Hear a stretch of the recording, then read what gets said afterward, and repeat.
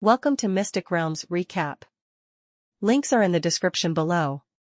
Please show some love of the author and me. On to the show. Hence, as soon as he heard Kate mentioning the prisoners, Elder Zoomer immediately thought of that matter. At the same time, he was also secretly resentful towards them as he thought, why haven't those fools learned their lesson yet? Hasn't Delano already set an example for them? Elder Zoomer, you misunderstood. This time, we didn't malign anyone. Many people witnessed the sailors of the Star attacking and beating Prince Vincent up. Regardless of which country we are in, assaulting a member of the royal family is a felony that will warrant a death sentence. We didn't execute those prisoners out of consideration that the people of the Tower of Dusk are our guests. Hence, we decided to wait for President Flick to return before discussing what to do about those people. However, President Flick obviously doesn't take the Gilded Kingdom seriously. As soon as he returned, he snatched the prisoners away, and even caused such a huge ruckus. That left us in a passive situation, the right-wing Minister Burgess said to Zoomer politely, but he didn't show any intentions of compromising. A few sailors attacked and assaulted Prince Vincent. As soon as Elder Zoomer heard this, he knew there had to be something fishy about the matter. Thus, he immediately coldly said, in this case, tell me, did those sailors assassinate Vincent, or did Vincent create trouble with the sailors? In fact, Zoomer could guess, even without thinking, that the sailors did not have the courage, or a need to assassinate the prince. Even if someone wanted to assassinate a royal, they wouldn't target a good-for-nothing like Vincent. Clearly, the problem of this matter lay with Vincent, who was probably instigated by the ministers, who were in support of a war. Of course, Burgess couldn't answer Elder Zoomer's question, and he also knew that it wasn't necessary to answer. However, he insisted, Elder Zoomer, no matter what, it's a fact that those sailors attacked and beat Prince Vincent up. Besides, the fact that President Flick led his men to cause a huge trouble at the barracks of the Royal Guards is a blatant provocation and an insult to the Gilded Kingdom's dignity. In response, we're only asking for President Flick to apologize to our country and hand over those prisoners, as well as the ones who were involved in creating a nuisance. Yes, Elder Zoomer, you naturally won't feel anything, since the victim of this matter is not the Illuminati. However, is the dignity of our Gilded Kingdom something worthless that can be trampled on at will? Immediately after Burgess spoke up, a few ministers whose status was not inferior to Elder Zoomer's also expressed their displeasure to him. As the most authoritative person in the military, Critia also chimed in with a solemn expression at this point. He said in a low voice, Elder Zoomer, it's the irrefutable duty of the soldiers of the Gilded Kingdom to maintain the dignity of the kingdom. It's also a political affair that we have to handle. Is the Illuminati going to interfere with the political affairs of the kingdom? Critia's words were rather serious as he was separating religion from politics and national affairs. Even though the relationship between the Illuminati and the Gilded Kingdom was close, interference in political affairs by a religious organization was quite a taboo. The Illuminati could certainly influence the decisions of the Gilded Kingdom, but there was an unspoken rule that everyone was clear about. However, he couldn't talk about it. Once he did, the Illuminati would clearly be at fault. If other people had said that, Elder Zoomer would have long flown into a rage,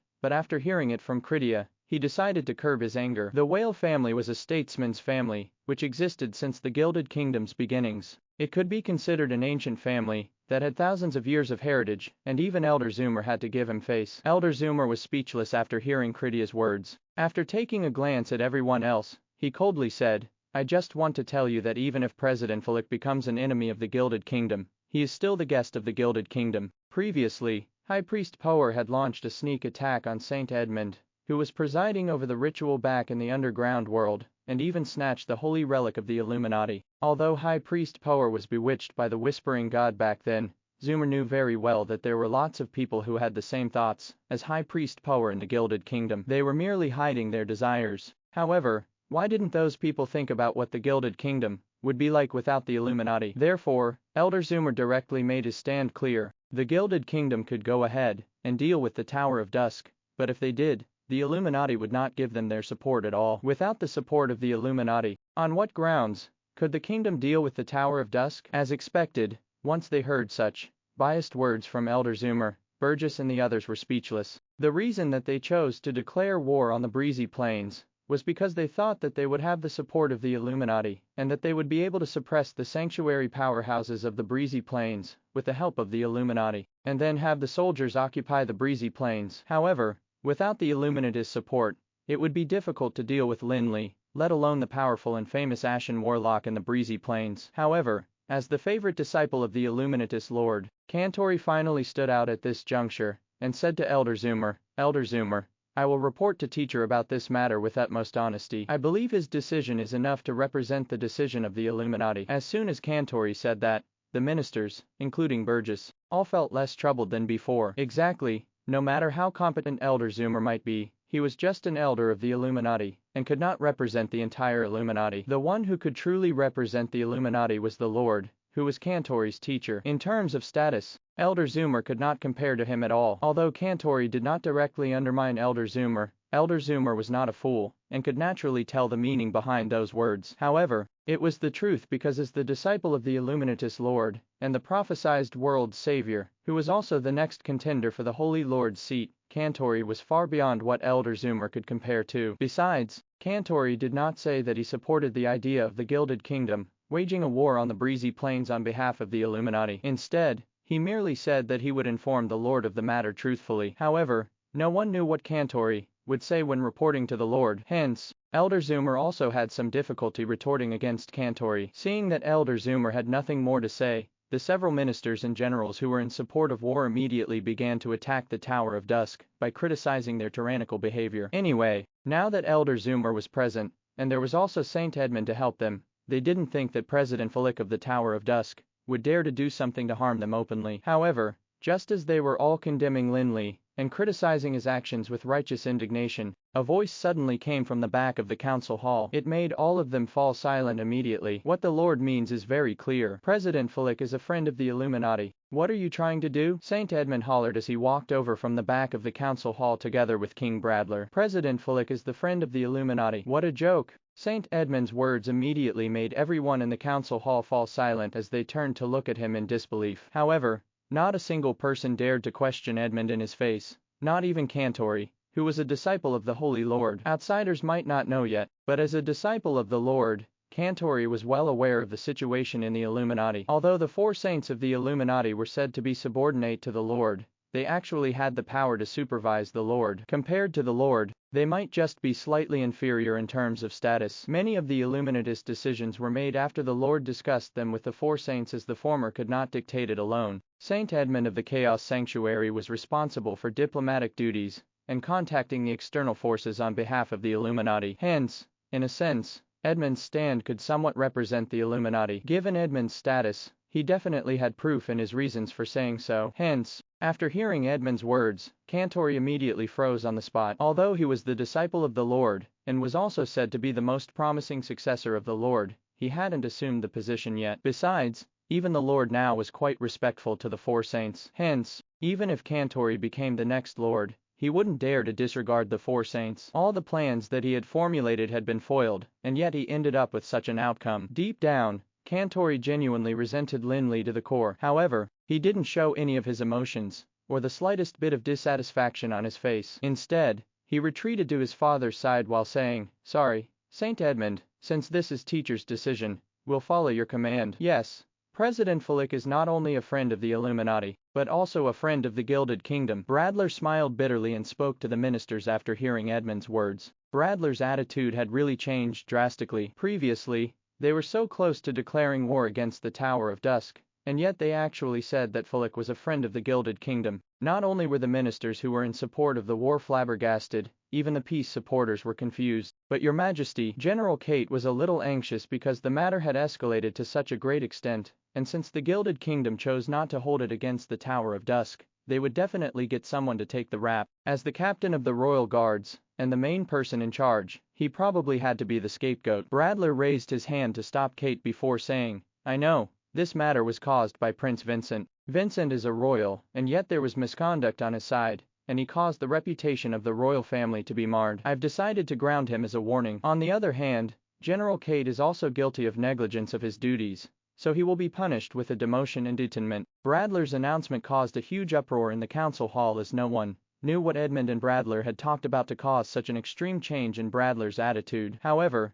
since Saint Edmund and King Bradler had already said so, there was nothing else they could say. After King Bradler announced the punishment for Prince Vincent and General Kate with a stern expression, Edmund also came close to Lin Li. He wasn't enthusiastic and friendly, but he wasn't cold either. "President Flick, sorry to have caused so much trouble for you." Although his attitude wasn't very enthusiastic, it still made the ministers of the Gilded Kingdom's jaws drop in shock. Saint Edmund had more dealings with the Gilded Kingdom. After all, he was responsible for the external and diplomatic affairs of the Illuminati. However, anyone who had interacted with him before would feel like they were on tenterhooks, and no one had ever seen such a warm side to him before. Hearing Edmund's words, Lin Li smiled faintly and said, "Saint Edmund, you're being too polite. It's just a trivial matter. If there's nothing else, I will take my leave now." Lin Li was initially nonchalant about the possible war with the Gilded Kingdom, hence, he didn't take to heart the Gilded Kingdom's clamoring before this. Anyway, they would at most go to war, so there was no point in getting upset over them.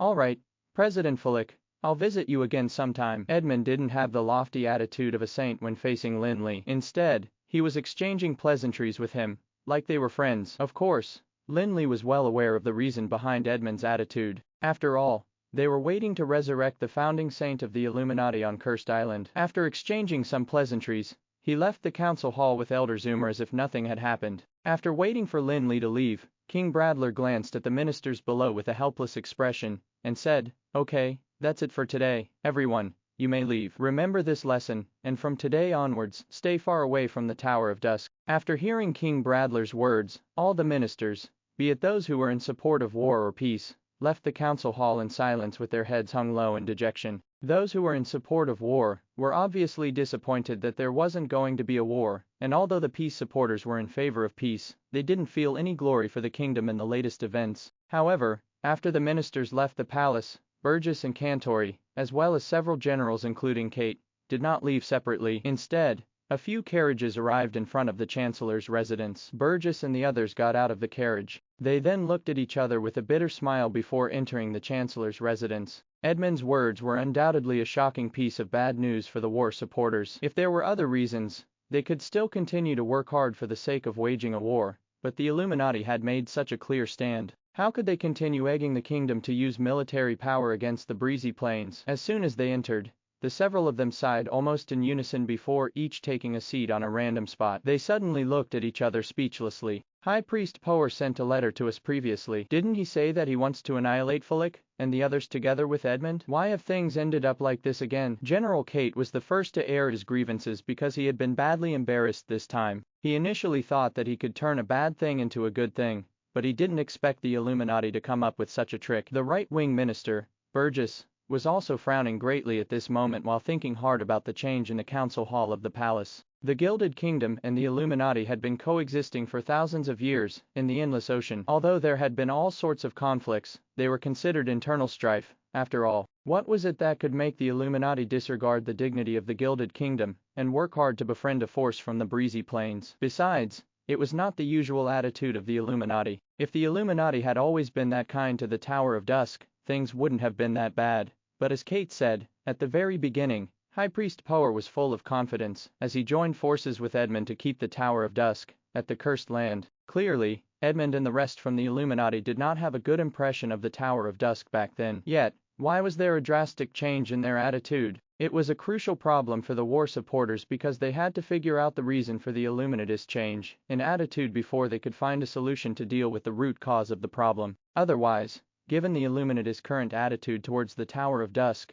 the war supporters would probably be suppressed by the peace supporters. Seeing that his father seemed to have overlooked this issue, Cantori could not help but ask with a look of bewilderment, could it be that something happened on that cursed island? Fulik and his men returned unscathed, and so did Edmund and Zoomer. Yet, even till now, there is still no news of High Priest Power. Don't you guys find it strange? However, after hearing Cantori's question, Burgess smiled as if he had already known about it long ago. You know how many opportunities there are on that cursed island, regardless of how terrifying it may be. Otherwise, the Illuminati would not have been so interested in that place. Although Power had gone this time to cooperate with the Illuminati, he definitely wouldn't return empty-handed given his character. Although only a limited number of people of the Illuminati were aware that Cursed Island used to be the sacred land of the Illuminati, everyone knew that the Illuminati was very interested in that island, which they had repeatedly tried over the past few thousand years to gain access to. Hence, even if no one knew the state of the curse, they could vaguely guess that there was probably something impressive on Cursed Island. All along,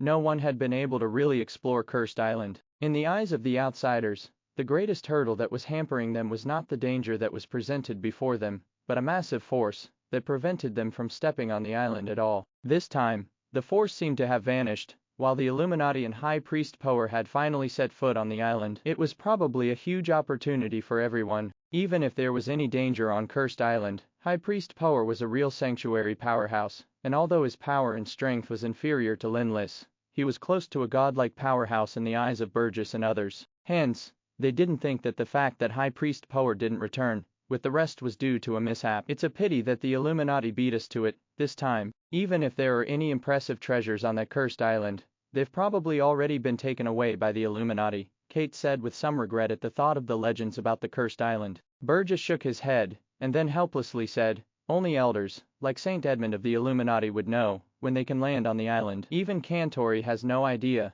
let alone us. We can't beat them to it. Instead of thinking of such unrealistic things, we might as well think about how to deal with the Illuminatist attitude. But what exactly does that Fulik have? Even if he has reached the sanctuary realm at such a young age and is incredibly talented, the Illuminati shouldn't value him so highly, said Cantori, who was full of resentment and jealousy towards Lin Li and the latter's magical talent. However, he had to admit that Lin Li's magical talent was rare. However, magical talent was only useful for individuals, and was meaningless for a powerful force like the Illuminati. There were lots of sanctuary powerhouses among the Illuminati. Apart from the Lord and the 4 saints of the Illuminati, there was also Elder Zoomer. In Cantori's opinion, although Fulik was extremely talented in magic, his strength could not be compared to that of the Lord of the Illuminati. Hence, he could not understand why the Illuminati valued Lin Li so highly. Fulik is the 4th arbitrator of the Supreme Council, and only the Supreme Council can make the Illuminati suddenly change their attitude. Critia, who had been waiting quietly at the side, interjected. He pointed out the crux of the issue. The fact that Lin Li was the 4th arbitrator of the Supreme Council was actually known to everyone present. However,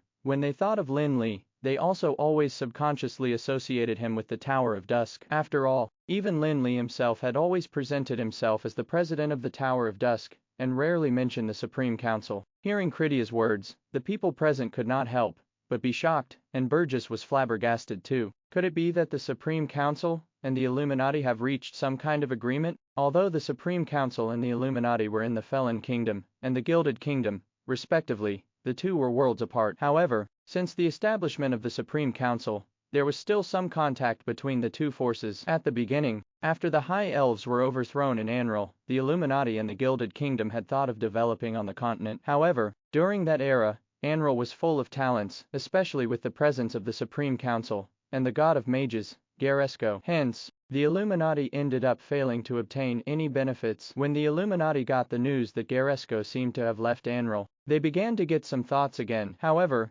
Apophis and the other 3 arbitrators had become qualified enough to be Garesco's successors. Hence, the Illuminati had once again missed their chance. Although there had been 2 unpleasant exchanges, it did not cause the 2 forces to become archenemies. After all, for such forces, there was no permanent enemy, as long as the other party did not harm their interests. Even if they couldn't be friends, they didn't have to be enemies. Hence, it gradually allowed the 2 forces to establish some communication. After getting a reminder from Critia, Burgess and others finally had to come to terms with Lin Li's other important identity, which was the 4th arbitrator of the Supreme Council. His status was probably not inferior to that of the 4 saints of the sanctuaries. Immediately afterwards, they thought of Herza, the messenger that the Supreme Council sent to attend the Gilded Kingdom's founding celebration. In particular, as soon as Herza arrived, he immediately visited Lin Li. Although he was just the messenger of the Supreme Council, it was a basic etiquette to visit the 4th arbitrator first. However, Burgess couldn't help but develop some suspicions. In their opinion,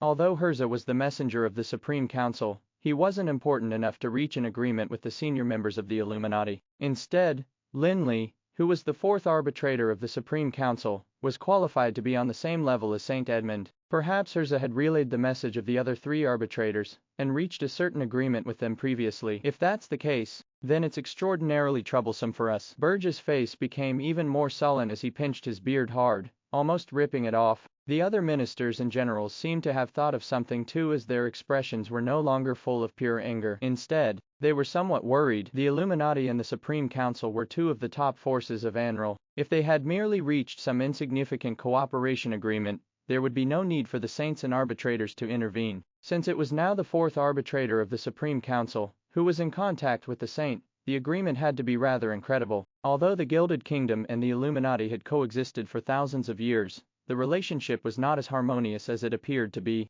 No one wanted their power to be weakened and restrained. While being interdependent, kingdoms and religions each wanted to be the dominant one too. Hence, there had always been a conflict between each other. Although the Illuminati had a lord who was near the level of the gods, and 4 saints who were in charge of 4 major sanctuaries, as well as a sanctuary-level elder like Elder Zoomer, true strength was not only determined by the number of sanctuary powerhouses a force had. The Gilded Kingdom had been established for thousands of years, hence, they naturally had a strong foundation. Putting aside the few statesman families of the Gilded Kingdom, the royals definitely had a few formidable trump cards since they could control the Gilded Kingdom for thousands of years. However, the royal family of the Gilded Kingdom hid their trump cards very well, and even the people of the several old noble families might not know about it. It wasn't that there hadn't been any rebellion in the history of the Gilded Kingdom. In fact, there was even a large family that wanted to take the royal family's place. However, those several rebellions ended in strange ways,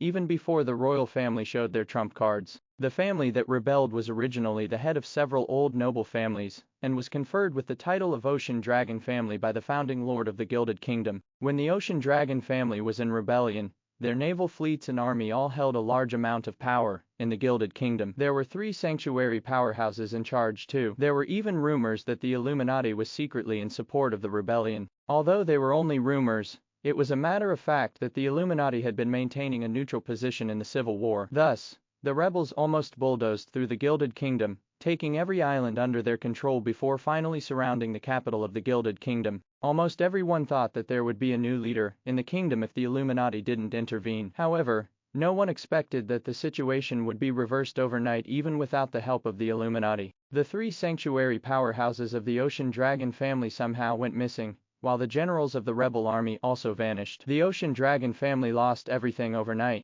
not to mention others. It was said that even the Illuminati could not figure out what the royal family of the Gilded Kingdom had done. The vast majority of people merely attributed everything to the will of God. Some also claimed that it was because they were favored by God. All in all, the rebellion soon came to a halt, and the Ocean Dragon family was removed from the Gilded Kingdom. That incident was the reason that the Illuminati had scruples about the Gilded Kingdom even though the latter seemed weak on the surface. Although the Illuminati was obviously much stronger, they could not suppress the royal power. The royal family of the Gilded Kingdom did not use their unknown trump card to suppress the Illuminati. It was unclear if it was because they didn't want to reveal it or because it didn't hold enough power. However, in any case, this balance between the Gilded Kingdom and the Illuminati was a chance for others to develop. After the removal of the Ocean Dragon family, the few remaining old families still held military power and various important resources of the Gilded Kingdom that could last for generations. However, no one thought about becoming the king anymore. The few old families included Critia's whale family, Kate's ice bear family, Burgess albatross family, and so on. Their positions in the Gilded Kingdom were handed down to them according to the line of succession.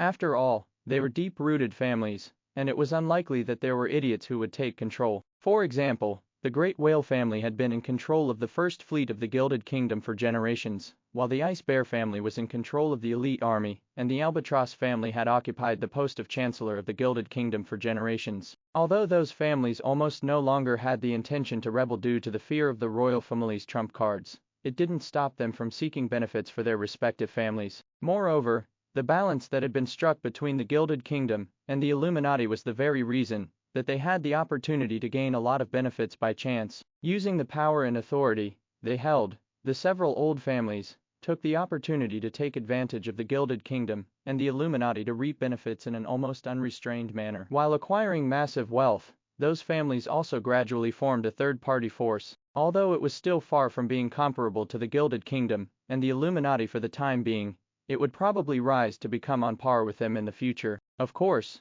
with their current ability, it was almost impossible to reach the point where they could contend with the Gilded Kingdom or the Illuminati. After all, the Gilded Kingdom was now still holding a trump card that others couldn't fathom, and the strength that the Illuminati had accumulated for thousands of years was known to all. Hence, even if they formed a trinity with the Gilded Kingdom and the Illuminati, it didn't mean that they could contend with either party or make the Gilded Kingdom and the Illuminati afraid of them. Rather, they simply became the key factor that would affect the balance of the forces. If they defected to either party, they could work together with the said party against the remaining party. That would result in the suppression of a single party, so neither of the other two would dare to harm the third-party force easily. Another point was that Burgess' son, Cantori, was now a disciple of the Lord of the Illuminati and the most promising candidate, who had the greatest potential to become the next Lord. Indeed, if Cantori really became the next Lord of the Illuminati, they would probably have enough power to suppress the royal family of the Gilded Kingdom. However, if the Illuminati and the Supreme Council reached a secret agreement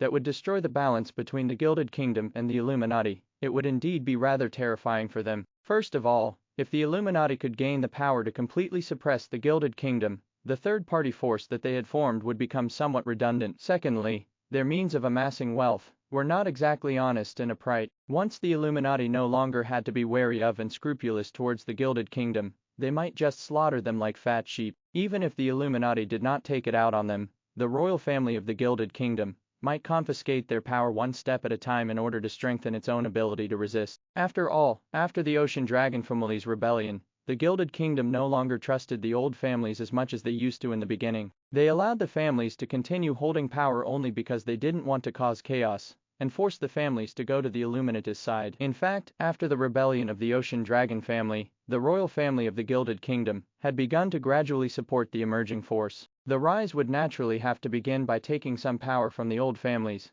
and giving it to the new force, but those families were not that easy to deal with. If they didn't make any mistake, it wouldn't be appropriate for the royal family to fall out with them. Hence, the emerging force that had the support of the royal family had not really touched the core interests of those families, nor could it go against them. Due to Critia's words, the group led by Burgess began to let their imagination run wild, and the more they thought about it, the more terrified they were. They had seen with their very own eyes how affable Saint Edmund, who was usually austere and aloof, was to Philip, the fourth arbitrator of the Supreme Council. If the Illuminati and the Supreme Council didn't have any close relations, how could Edmund have treated Philip so nicely? No, this can't go on. I can't let the Supreme Council and the Illuminati cooperate, Cade exclaimed. Since he could become the military chief commander of the Royal Guards, he was naturally not an ignorant fool who was completely clueless. He soon thought of the terrible consequences that would entail. However, he couldn't think of a solution for the problem. The Illuminati didn't belong to him anyway, and all he could do was clamor meaninglessly.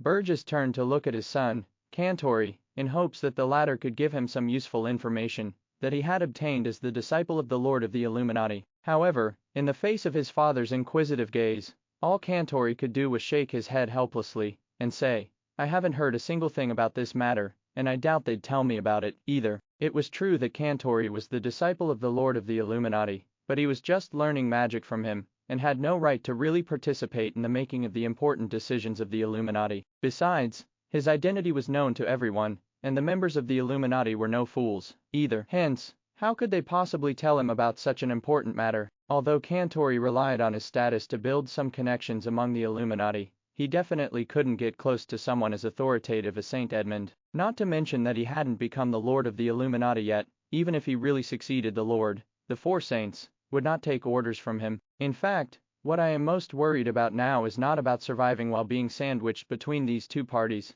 though it's just as important. Our family has been operating in the Gilded Kingdom for such a long time, and this matter will at most cause our family to decline for a while. We won't be overthrown, but, Burgess said worriedly. Burgess' words baffled everyone. What could be more important than the destruction of their livelihood and survival? Once their conjecture became true, these families would lose the right to continue doing the things that used to bring them massive benefits, even if they might not be suppressed immediately. They had to stop doing many of the things they used to in order to avoid letting the royal family and the Illuminati get hold of evidence against them. Burgess, what are you saying? Shouldn't you be the most worried about our future? Asked Critia. He didn't hide his concerns, since they were all in the same boat. Burgess nodded slightly and glanced at them, before saying in a low voice, "What I'm worried about is that there might be a huge disaster if the royals or the Illuminati find out about the things that our ancestors have left for us." When they heard Burgess bring up the matter that they almost never talked about, Evrion's face stiffened immediately. The atmosphere in the room began to become bizarre too. When talking about the future situation of forces and families,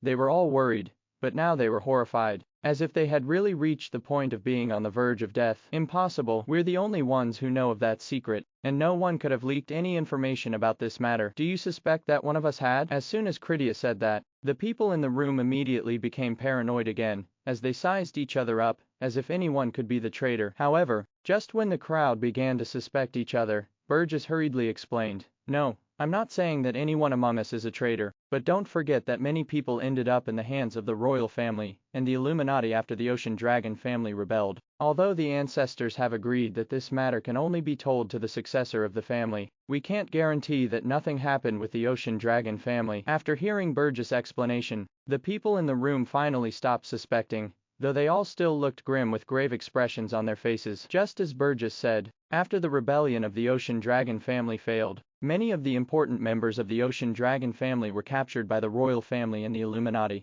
No one was certain that none of those who were captured were aware of the secret. Everyone in the room fell dead silent for a while, and all that could be heard was the sound of the slightly rapid breathing of the crowd. Although almost all of them were legendary powerhouses, they still couldn't control their emotions under that terrifying pressure. Seeing this, Kantori felt a little puzzled because he had never heard his father mention anything about the secrets of the ancestors. Father, what exactly do you mean by that? After a long time, Kantori still could not help but voiced the doubts he had in mind. His question immediately broke the silence in the room, and so the atmosphere in the room eased up immediately. Burgess snapped back to his senses and looked at his son, but he shook his head indifferently and said, "It's not the time to tell you yet. You just need to know that the ancestors of our families are keeping a common secret that concerns our survival." Unfortunately, the Ocean Dragon family refused to take our ancestors' advice, and as a result, not only did they get defeated and perish, they also left such a huge problem for us. Since the several old families managed to follow the founding lord of the Gilded Kingdom and establish the Gilded Kingdom in the Endless Ocean, they were naturally no ordinary people. Although they were loyal to the royal family of the Gilded Kingdom at that time, it didn't mean that they wouldn't consider the interests of their own families. In this world, all subjects had to obey the king's orders, even if they were ordered to die. However, they would often prioritize their family's interests. During the years when the Endless Ocean was barren, there were many secrets waiting for explorers to discover. Thus, it was a great opportunity for them to explore the countless uninhabited barren islands and abysses deep under the sea. The Gilded Kingdom could rise and develop not only because the founding lord was wise. Opportunities were a crucial factor too. For example, the fleet of alchemical ships of the Gilded Kingdom could now dominate the four seas, and they could develop impressive alchemical technology allegedly because of the ancient relics they had found in the beginning. Without that discovery, the Gilded Kingdom would probably only have been a small, struggling country in the sea. If they could have been established at all, they would also be on the verge of getting destroyed by any force at any time. However, seeing that his father did not intend to tell him the truth, Kantori did not continue to ask more questions. Instead, he remained seated and contemplated for a while. He then suddenly looked up at his father and said, "Father, I still have no idea what that secret really is, but I think we can be slightly more optimistic about things for the time being." Kantori's words immediately caught Evrion's attention. Of course, that did not mean that they believed Kantori. After all, Kantori didn't know what the secret was yet. With some bewilderment and hope, Burgess nonetheless asked, "Oh, is that so? Tell us what you think." Seeing that everyone was looking at him, Kantori didn't feel intimidated at all. Instead, he raised his chin confidently and said, "I think we are all thinking too much about that secret. If the royal family and the Illuminati had really found out the secret from the Ocean Dragon family, they would have probably already done something. However, why have the Illuminati and the royals not taken any action after thousands of years? I reckon that even if they got some information from the Ocean Dragon family, it must be vague, and the authenticity of it must be indistinguishable. So, we can't mess up and get all flustered lest we attract their attention." Kantori's words made them come to a sudden realization, and they finally looked more at ease. In fact, they were not being nervous for nothing, but rather they all knew how tortuous it had to be to keep such a massive secret that was related to the survival of the families. Kantori managed to tell at a glance what they had neglected precisely because he was a spectator. Seeing that they had finally felt less nervous, Kantori was naturally smug, but he didn't show it. Instead, he continued, "I think that we should now consider how to deal with the consequences that might come with the cooperation between the Supreme Council and the Illuminati." "Do you have any good suggestions?" asked Burgess, who liked his son more and more. Having a son like Kantori was probably the thing that he was the proudest of in this life. Kantori smiled modestly, looked around, and then unhurriedly said, "If they can get some allies, so can we." After saying that, he looked away toward the depths of the Endless Ocean. They initially wanted to say something about their so-called allies, but after seeing Kantori's gaze, they immediately seemed to have understood something. While the people of several old families were being uneasy and discussing countermeasures to take after seeing Edmund's attitude toward Lin Li, King Bradler was also asking Saint Edmund for advice about what had happened in the council hall during the day. Burgess and the others were shocked by the change in Edmund's attitude, while Bradler was confused as to why the lofty saint of the Illuminati would suddenly be so friendly to Lin Li. Of course, Bradler also knew that Lin Li had the identity of a fourth arbitrator of the Supreme Council. However, he knew that in terms of seniority, Edmund was still a sanctuary powerhouse, who was more senior than the three arbitrators of the Supreme Council. Even if Lin Li was the fourth arbitrator of the Supreme Council, he was probably several generations junior to Edmund. However, Bradler hadn't had the time to ask in detail after going to the back of the council hall with Edmund back then. They had no choice but to resolve the matter according to Edmund's wishes first. After they sent Lin Li away, while Burgess and the other ministers left, Bradler finally couldn't contain the doubts within him. With no one else in the room,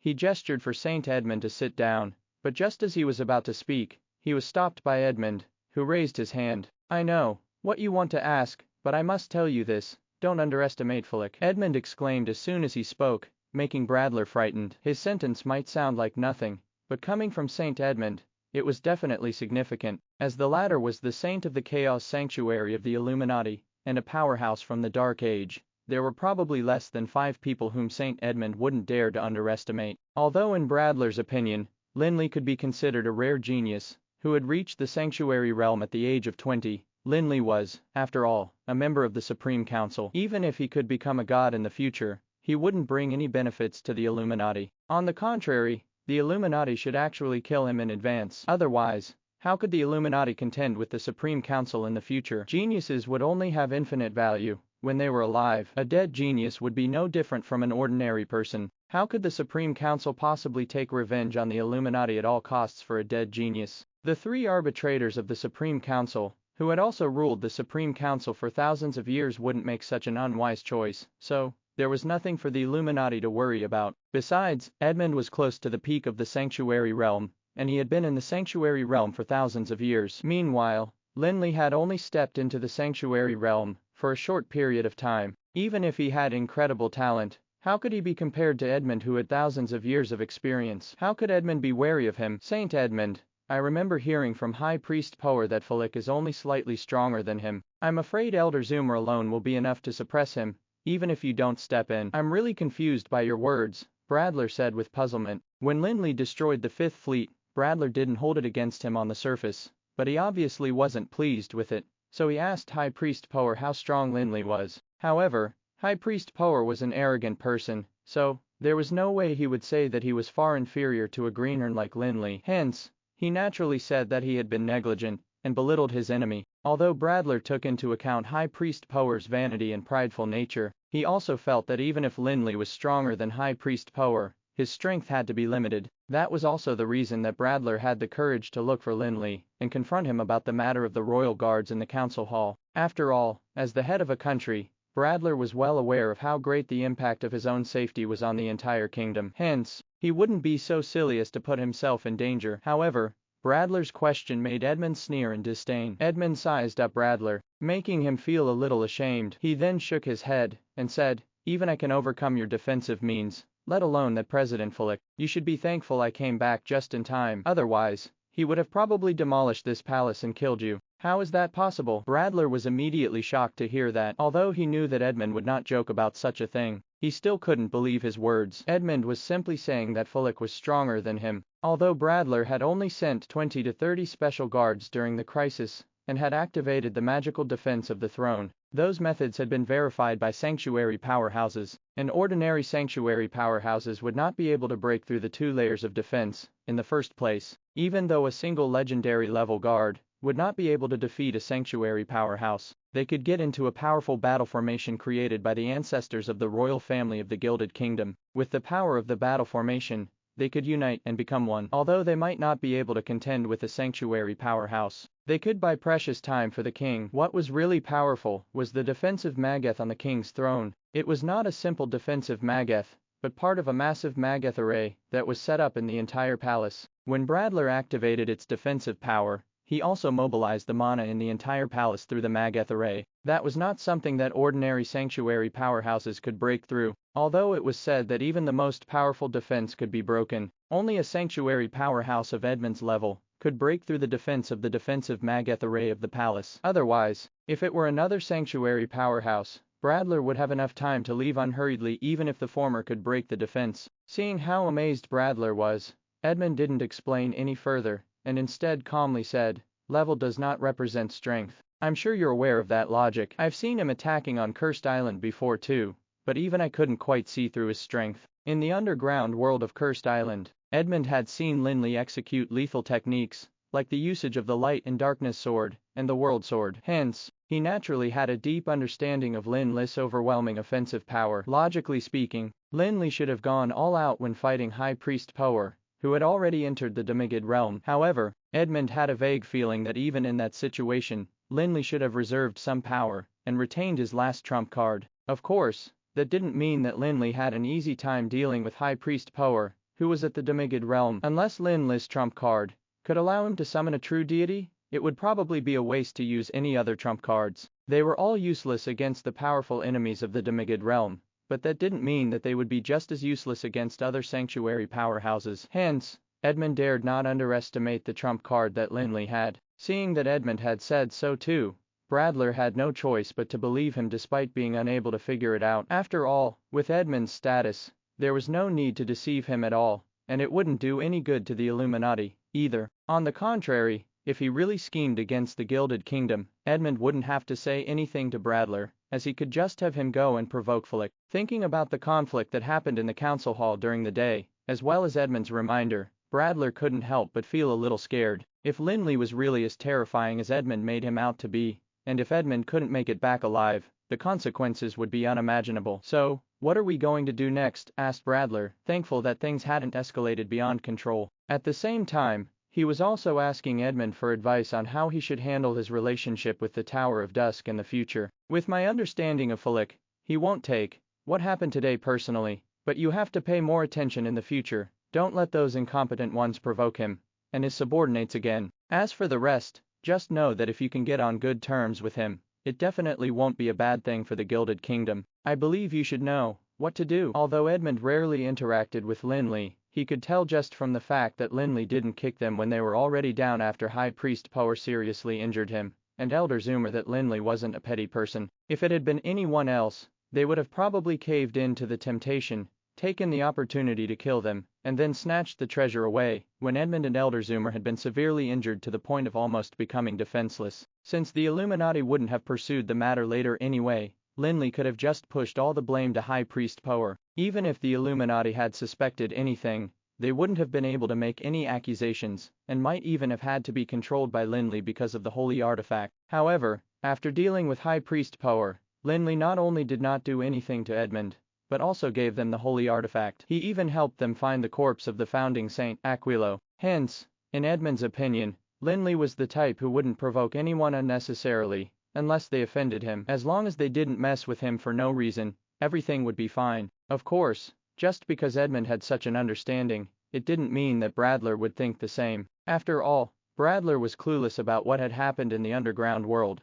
so after finding out that Lin Li was a powerhouse, whom even Edmund didn't dare to underestimate, he immediately thought about ways to patch things up with Lin Li. However, Edmund was obviously not intending to talk about Lin Li anymore. Hence, Bradler naturally could not ask about it any further. Instead, he changed the topic of conversation to the matter regarding Cursed Island, and asked, "Saint Edmund, everything went well during the trip to Cursed Island this time, right?" Despite being the king, even Bradler didn't have the right or authority to interfere with the affairs of the Illuminati, let alone find out their secrets. Hence, he merely asked that question politely. Hearing that Bradler had asked about Cursed Island, Edmund couldn't help but look at him. Seeing that there wasn't a change in his expression, he knew that High Priest Power should have been presumptuous, and had done those things out of his own accord. However, Edmund did not say anything about High Priest Power. After all, High Priest Power was a member of the Gilded Kingdom, and if the saint talked about it now, it wouldn't do any good for the relationship between the Illuminati and the Gilded Kingdom. Edmund looked away, and emotionally said,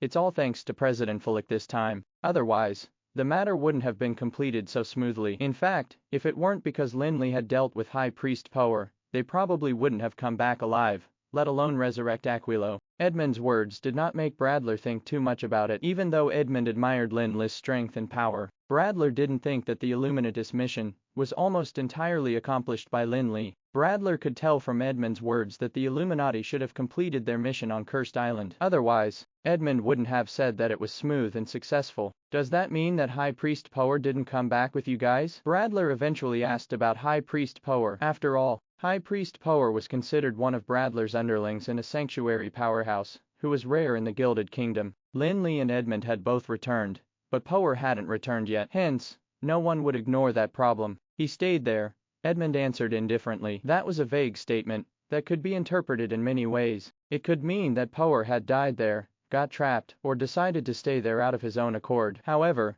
Bradler did not take things seriously. No matter what, High Priest Power was also a sanctuary powerhouse, so he merely thought that Power had stayed there to handle some matters. Hence, when Bradler saw that Edmund seemed to be unwilling to continue talking about the matter, he stopped probing about Power. Instead, he said, "Saint Edmund, since everything has been going well with the Illuminati, the ancestors of the Gilded Kingdom." However, before Bradler could finish his sentence, Edmund stopped him with a serious expression and said, "Bradler, it's not the time to talk about that matter now. You just need to remember that the Illuminati will keep their word and stick to the original agreement. Okay, I still need to report the matter of Cursed Island to the Lord. I shall not impose on you any further." Bradler also suddenly came back to his senses. Seeing that Edmund was about to take his leave, he hurriedly got up to walk him out personally. Putting aside their identities as the king and the saint, Bradler was Edmund's junior in terms of seniority. After sending Edmund away, he returned to the palace alone while continuing to think about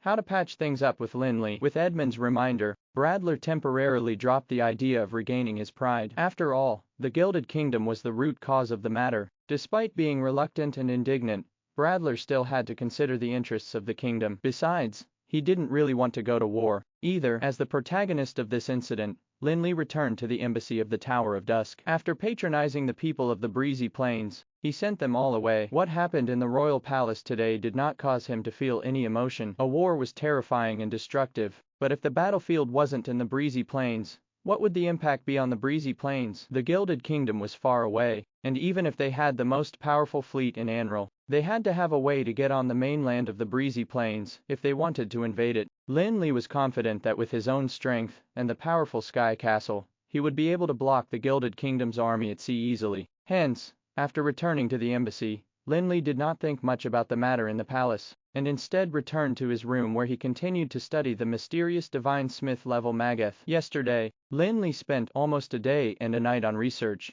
but his progress in studying the Divine Smith level Mage was negligible. He probably hadn't even figured out a single tinge of the mystery within. However, Lin Li had an obvious feeling that he had gained a lot out of this process. The Divine Smith level Mage could be considered a book of eternity of the field of inscription. It could even bring about benefits that were beyond the field of inscription for Lin Li. Be it magic spells, mageths, potions, or even inscriptions, the world laws were a crucial factor after one reached a certain level. Although Lin Li was already a guru of inscription, those at the guru level and master level still belonged to the world of humans and mortals. How could the power of mortals be compared to the power of the gods? Not to mention the power of the gods, even if it was only a wisp of divine power, it was not something that ordinary people could contend with. It was just like how High Priest Power had a wisp of divine power after he became the slave of the ancient god of light and reached the Demigod realm. With that power, High Priest Power forced Lin Li into the state of being almost defenseless. In fact,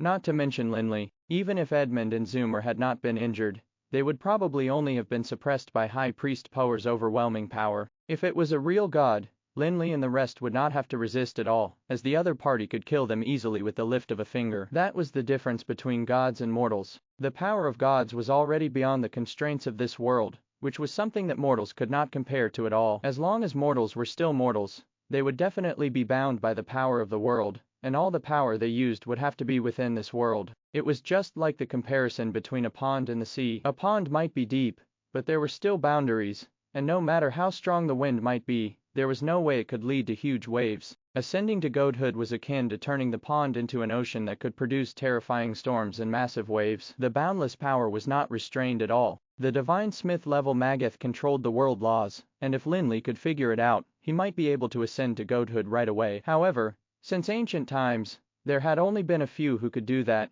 and the Immortal King was the only Divine Smith in history. Of course, in Lin Li's opinion, Garesko, the god of mages, was probably also qualified to be called a divine smith. For example, the Sky Castle and its facilities were not something that ordinary guru-level people could create. However, Lin Li hadn't exactly discovered any divine smith-level works of Garesko yet. That showed that it was not an easy task to become a divine smith. Fortunately, Lin Li had this divine smith-level Mageth to study, which seemed to be giving him a direction and guiding him straight to the threshold of divine smith. Therefore, the divine smith-level Mageth was of absolute importance to Lin Li, as it was better than searching blindly, even though he did not pin all his hopes on it. As for becoming a divine smith, or ascending to godhood, there was not much difference between them. When one reached the divine realm, everything would boil down to laws. The magic spells cast by mages were laws, and so were the mageths of inscribers and potions made by pharmacists. Hence, when it came to combat power, the power used would not be inferior to mages after one reached a certain realm. In terms of creativity,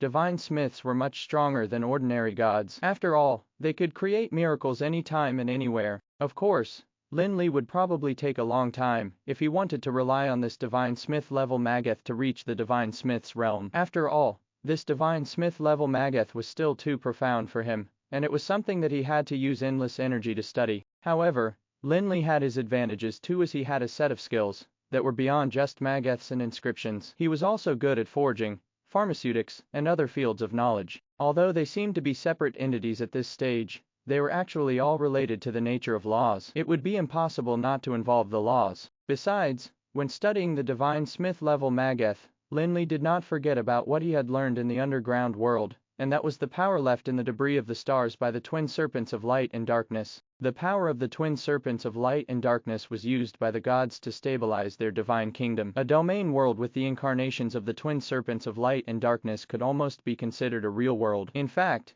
it was even comparable to Anral. Lin Li did not have the luxury of turning his domain world into the legendary divine kingdom all of a sudden. However, once he found out the secret of the power of the twin serpents of light and darkness, and added the power to his domain world, no one else in the sanctuary realm would compare to him. The domain world was the foundation of a sanctuary powerhouse, and its strength and stability would directly affect the strength of the sanctuary powerhouse. If Lin Li had such a powerful domain world, and condensed it into a world sword, he would probably have terrifying strength that would allow him to severely whelm the demigod level high priest power with the world sword if he had to face him again. Why didn't Lin Li just concentrate on one? In fact, that was a discovery he made during his research. The divine smith level Mageth was used to suppress the ancient god of light, so the laws involved in the Mageth were somewhat similar to the power of the twin serpents of light and darkness that suppressed the divine kingdom. It could be said that Lin Li's comprehension of the divine smith level Mageths might give Lin Li a more profound and deeper understanding of the power of the twin serpents of light and darkness. That understanding might even give him more help in his research on Mageths. Although Lin Li didn't know how long it would take to study the divine smith level Mageth thoroughly,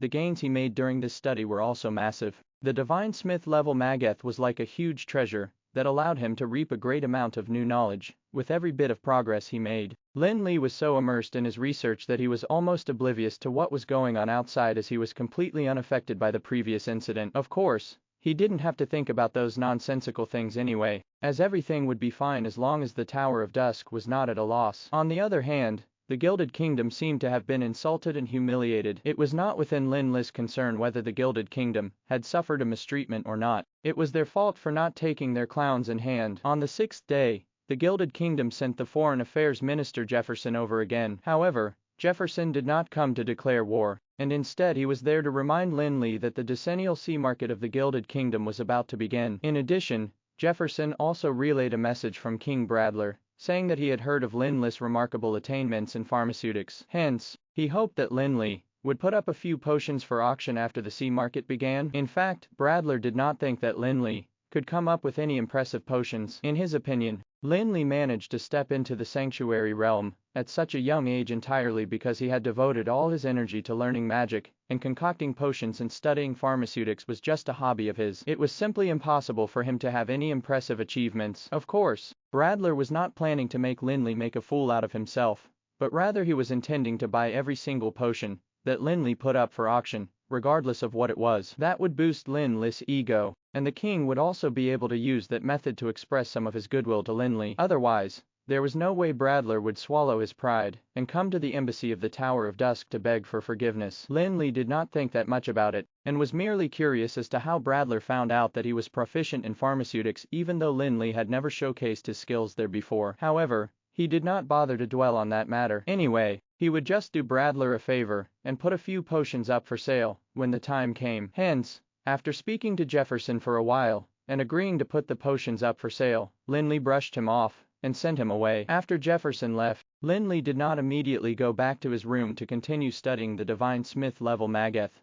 but instead decided to go out for a stroll to unwind and relax after being reminded of the matter of the sea market. In the 6 days that Lin Li had spent at the embassy, there had already been drastic changes outside. Although there were still 10 days away from the official opening of the sea market, the people in the capital of the Gilded Kingdom were already in the mood for it, especially on the streets that were crowded with lots of people, including many of the Sea Clan as well as other clans, who were dressed in strange clothes. Compared to the sea market in the world that Garesco had created, the decennial sea market in the Gilded Kingdom was countless times larger. For instance, the number of types of Sea Clan members in the capital of the Gilded Kingdom now was much higher than that of those who were at the sea market in Garesco's world. There were those of the Silver Shark Clan, who were chinless and had pointed noses and sharp and jagged teeth. There were also those of the Jellyfish Clan, who had transparent tentacles and blurry faces, as well as the Lobster Clan, whose eyes were beady like those of lobsters, and who had long spikes on their heads. Their pincers seemed clumsy, but they were just as nimble as human hands. To be honest, although Lin Li was already a sanctuary powerhouse,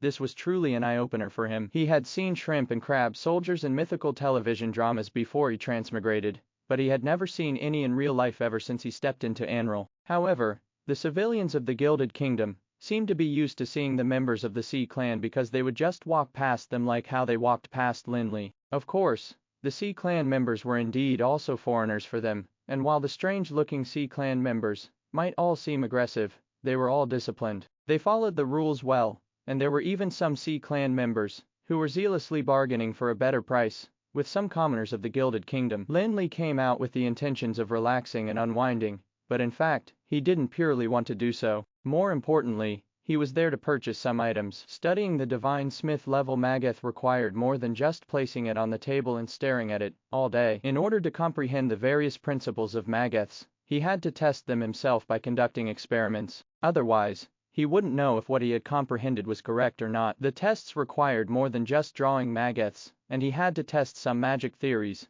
with various types of magical materials. There was an abundance of magic materials needed for those experiments in the Tower of Dusk, but Lin Li couldn't possibly open a spatial rift and return to the Tower of Dusk for the sake of retrieving some materials. Hence, if the problem could be solved with money here, it would be best to solve it with money. When Lin Li first came to the capital of the Gilded Kingdom, he shopped at the various large markets here, but the items peddled at those markets at the time were just some ordinary items that he wasn't interested in at all. This time, Lin Li did not go wandering around, but went straight to the largest market in the capital city, which he remembered. The largest trade market in Hupra City, the capital of the Gilded Kingdom, was a gift from the sea. In fact, it could be considered a trade city too. In Lin Li's opinion, it was like a shopping mall that was full with a variety of stores, which he used to visit before he transmigrated. However, in comparison, the trade market called the Gift of the Sea was several times larger in scale, and it was truly as its name suggested. The door of the trade market was large and wide,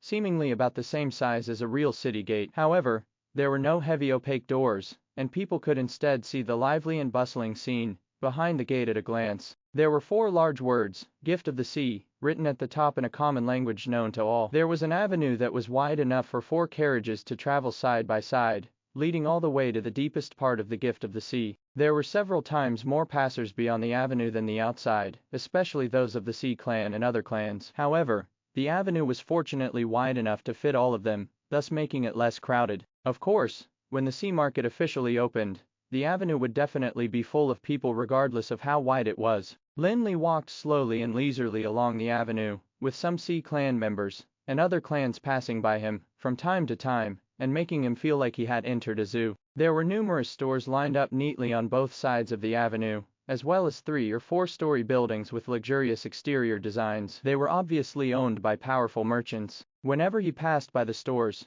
there would be a slightly narrower road, with 2 forks that each led to a different side. In comparison, The stores on those two sides were inferior to those of the main avenue, just like in the world that Lin Li was in before he transmigrated. The stores in the prime locations were naturally owned by powerful merchants. Those who held the least power would probably have to set up their stores in the nooks and crannies. When Lin Li first arrived in Hupper City, he shopped in all the major markets in the city, and had a general understanding of the stores there. Of course, back then, there was still a long time before the start of the sea market, so the stock at those stores was far less complete than now. Now, they could take advantage of this opportunity to make a fortune. They put all their goods on display, and raised the price of all goods by a few %. However, those stores which were basically operated by some trade unions of the Gilded Kingdom, were stocked up with rare goods, that were hard to find, though they were insignificant to Lin Li. After buying some magical materials in those stores, Lin Li headed straight to the innermost part of the market without paying attention to the other stores he walked past. There was a special area in the store, which occupied a fifth of the area of the market,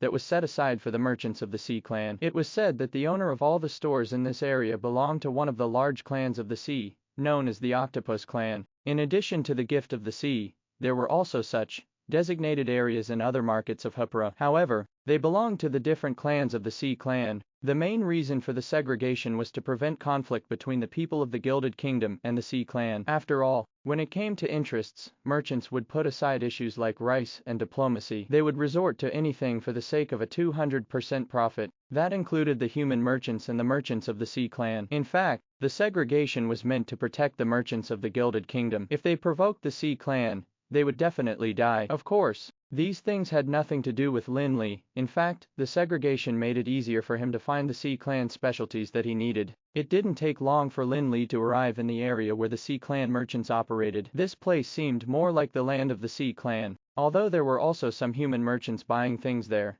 the proportion was quite small, compared to the number of Sea clan members. After all, the sea market had yet to officially open, and the real liveliness would begin only when the major merchants and commercial giants of the mainland arrived. Even though Lin Li had broad horizons, he still felt that he had gotten an eye-opener when he walked through the market. Although the Sea clan merchants usually had business dealings with the Gilded Kingdom, they naturally put up all the best items in their inventory for sale in this major market. When passing the first store, Lin Li was surprised by the items on display. It was a store owned by the Silver Shark clan, and they mainly peddled magical gemstones and magic crystals. There were 2 blue crystal palaces placed in the most conspicuous spot of the store. Since they were placed in the most conspicuous spot in the store like they were the best items, they were naturally not ordinary crystals. If one looked carefully, they would find a layer of silvery light on the surface of the pillars, which light was made of countless extremely small magic runes. Although Lin Li had never seen such a thing, he immediately thought of a treasure in the deep sea after he saw the magic runes, and sensed the laws in the pillar. It actually wasn't a crystal, but a pillar condensed by the laws of the sea. Hence,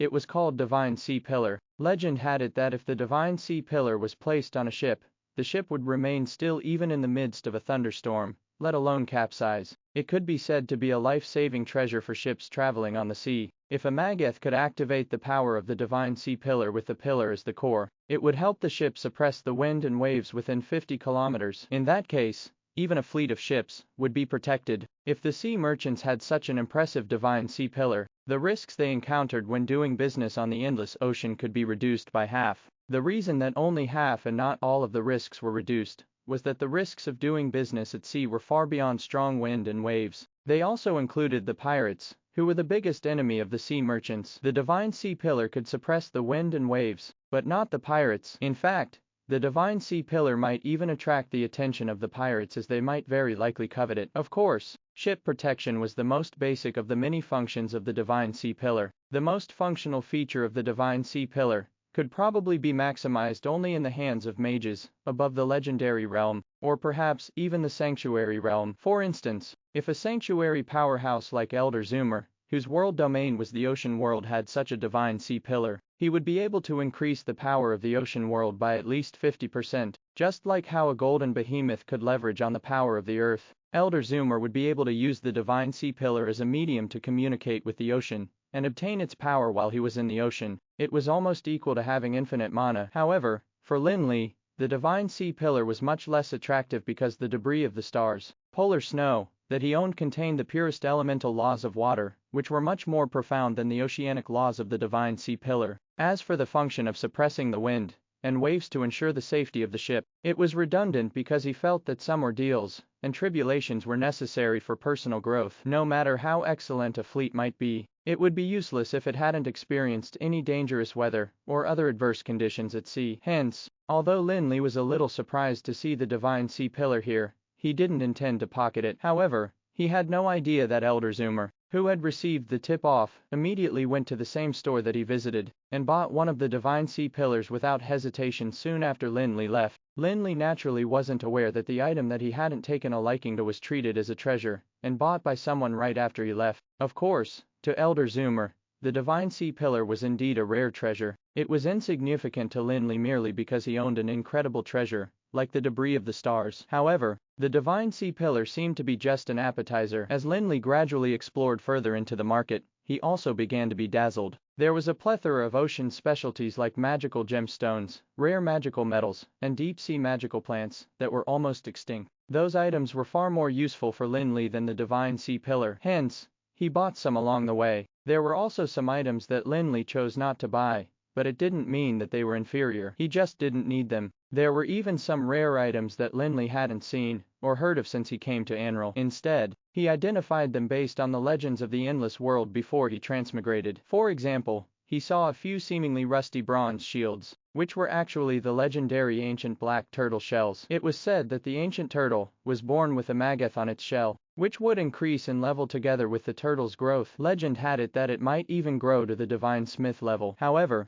the mageths on the turtle shells in front of Lin Li had only reached the master level, and they would at most make a few good shields. If they were guru level mageths, Lin Li might be willing to buy them to study them. If there was a live turtle, he might be willing to buy it and let it continue growing too. Unfortunately, they were just a few shells, which he felt weren't worth his money. Of course, Lin Li was now a guru of inscription and was studying a divine smith level mageth. Thus, he was naturally indifferent towards the mageth on the black turtle's shell. However, even masters of inscription were few and far between in Anral. For others, the shells might be considered absolutely precious. Hence, before the smug shopkeeper could come forward to show off anything to him, Lin Li shook his head slightly and left, leaving the shopkeeper to stare at his back. However, during his exploration, Lin Li also really saw a lot of deep-sea specialties. Hence, he spent some time looking at them before arriving at a store that specially sold inscription materials slightly later than planned. The store was named Kalikoli, which didn't have much of a significance as the store was just named after the owner,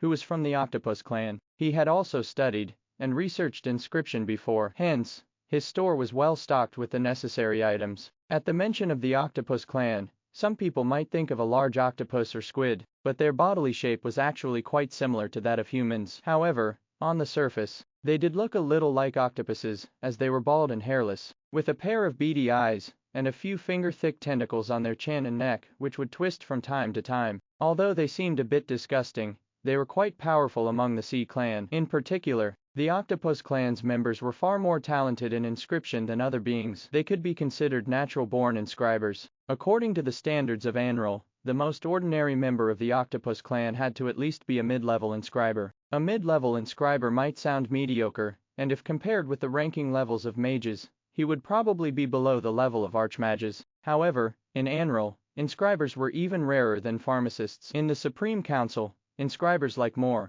who had merely reached the edge of the master level, were already considered to be of a high level. However, inscribers like Moore were a dime a dozen among the Octopus clan, where there was probably a countless number of them. That was also the reason that the Octopus clan was a very powerful race even in Anral. Lin Li didn't casually chance upon this store. In fact, he had patronized it once during his last visit to the Gift of the Sea. However, at that time, the things in this store were still relatively ordinary, and none of them enticed Lin Li. He also heard the shopkeeper say that the shelves would be stocked with excellent goods during the several days leading up to the sea market. That was the reason he decided to head there directly. As soon as Lin Li entered the store, he felt that there was really a great difference here compared to before. First of all, the mana fluctuations emanating from the various magical materials were much more complicated and intense than before. The type and quality of the magic materials in this store today were obviously far from what ordinary goods could compare to. Of course, Lin Li could feel that because he was powerful enough, if others who were weaker were in his place, they might not be able to feel it so clearly.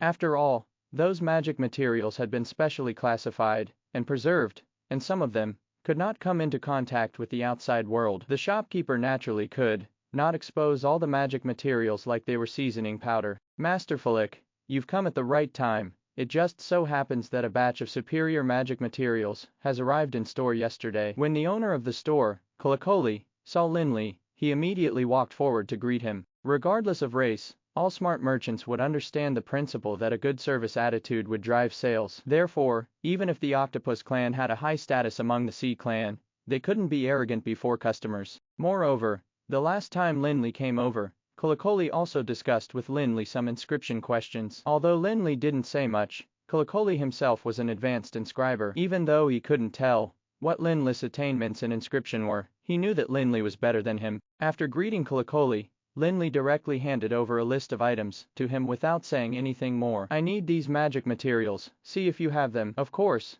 I want those that are of the best quality. Kolokoli took the list, glanced at it, and then nodded before saying, no problem, I'll get them for you. Rest assured, the items in my store are definitely of the best quality. Kolokoli took the list and proceeded to fetch the magic materials for inscriptions for Lin Li. While waiting, Lin Li casually browsed through the store to see if there was anything worthy of his money. While browsing, Lin Li suddenly stopped in front of a transparent crystal box, which contained glittering black golden sand. The sand seemed to have some metallic characteristics, mixed with a subtle crystalline characteristic. The magical waves it emitted as well as the vitality it exuded made it seem like it was alive. While using his mental strength to sense the nature of the sand, he carefully searched his memory for information that might match the characteristics of the sand. When his mental strength permeated through the closed crystal box and touched the black sand, something even more bizarre happened. The black sand in the box immediately converged and huddled up into a ball like a frightened creature. The change gave Lin Li a flash of inspiration, as he suddenly recalled something that he had heard in the in-game Endless World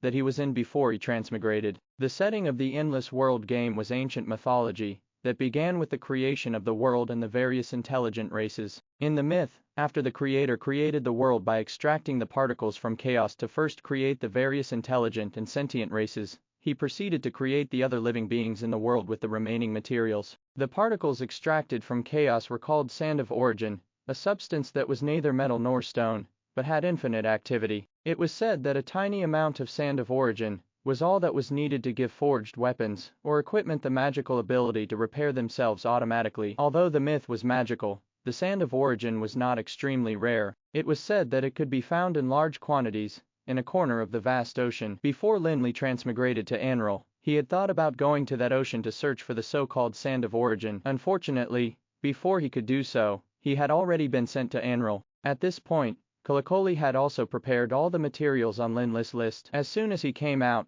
he saw Lin Li staring at the box of black sand. Hence, he walked towards him and asked masterfully, "Are you interested in the blood of the sea god too?" The blood of the sea god. Lin Li didn't expect it to have a name, and he was also surprised to find that it wasn't the sand of origin that he knew about. Yes, the blood of the sea god is a divine object of the Sea clan. As you can see, it has an extremely high activity and can be considered to be an immortal existence. If you add some when you're drawing mageths, the mageths drawn will be able to be preserved for longer. If they are added to forged weapons and equipment, it will allow them to have an auto-repair function. Kolokoli explained enthusiastically as he introduced it to Lin Li. After learning about its properties from Kolokoli, Lin Li was more and more certain of his conjectures, and thus couldn't help but ask, "Why is it called the blood of the sea god, then?" Haha. This goes all the way back to a legend passed down by our Sea clan. Legend has it that millions of years ago, evil ancient gods from several worlds away suddenly descended on the endless ocean and tried to use the power of the endless ocean to drown the entire world. In order to protect the Sea clan and other races on land, the great sea god got into an intense battle with the evil ancient gods and eventually suppressed them. However, during that intense battle, the sea god had also suffered some injuries, and his blood flowed into the endless ocean. Hence, it resulted in the blood of the sea god. Kolokoli couldn't help but feel a sense of pride that was unique to the Sea clan at this point. Clearly, according to this legend, if it weren't for the sea god they believed in, Anral would have probably sunk to the bottom of the ocean by now. Lin Li wasn't very interested in those iffy legends. After Kolokoli finished speaking, he pointed his finger at the crystal box and asked, "So, how much are you charging for this box of blood of the sea god?" 500,000 coins a gram. Kolokoli did not stand on ceremony at all. He explained the myth to Lin Li, all for the sake of setting the mood to fetch a high price for the sand. In particular, when he saw that Lin Li didn't seem to recognize the blood of the sea god at first, he felt that Lin Li certainly wouldn't know the true value of the item. Of course, he had to grasp the opportunity to rip Lin Li off. Although Lin Li was not short on money, he wasn't willing to let others take advantage of him, so he slightly shook his head and declined. Apart from the material, one of the more important factors that determine the duration of existence of a mage is the stability of the source and supply of mana. If the source of mana is no longer abundant in mana, there would be no point in the existence of the mage. As for the automatic repair function of the weapons and equipment, the sturdiness of weapons and equipment will also drop by at least a notch with the addition of the blood of the sea god. Right? Nothing in this world was perfect, and there were downsides to everything. If a weapon was solid, strong, and sturdy, and had the ability to automatically repair itself, it would be worthy of being called a divine artifact. However, it was impossible for divine artifacts to be formed just by simply adding a morsel of the blood of the sea god. Besides, Lin Li knew that although the blood of the sea god and the sand of origin were relatively rare, it didn't necessarily mean that they were minute in amounts. It was said that in the game of Endless World, the sand of origin was commonly found in the seabed of a certain area in the ocean. In this case, Masterful. How much do you think the blood of the sea god should be worth? Asked Kolokoli, who did not expect Lin Li to immediately turn down his offer even after hearing all the benefits he had listed. Hence, he had no choice but to find out how much the blood of the sea god was worth in Lin Li's opinion. 50,000 gold coins a gram. You should still be able to make quite a large profit from it. If you're not agreeable to the price, forget it. This thing isn't of much use to me. Anyway, Lin Li didn't bother to waste time bargaining with Kolokoli, since the blood of the sea god wasn't of much use to Lin Li, even though it had magical effects. The reason he wanted to buy some was not for drawing mages, but because he wanted to try feeding it to Gordon the demon. When Lin Li first went to the Sky Castle, he subdued Demon Gordon, who fed on metal, converting the metal it devoured into its own power. He could also transfer the metal's magical properties to himself. Demon Gordon was supposed to reach a bottleneck at the legendary level, and remain there forever because he had already devoured the vast majority of the metals present in Anral, so there was no longer any way for him to enhance his power. However, Lin Li had a few divinity metals that he had brought over from the Endless World, and they contained the ability to grow infinitely. After Lin Li fed a piece of divinity metal to Gordon, his ability continued to increase slowly even though he stopped devouring other metals. However,